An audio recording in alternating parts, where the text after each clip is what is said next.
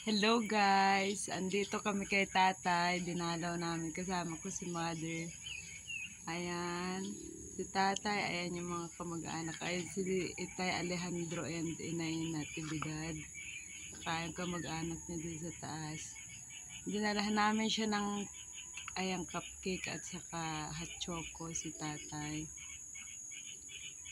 Kasi today is my birthday.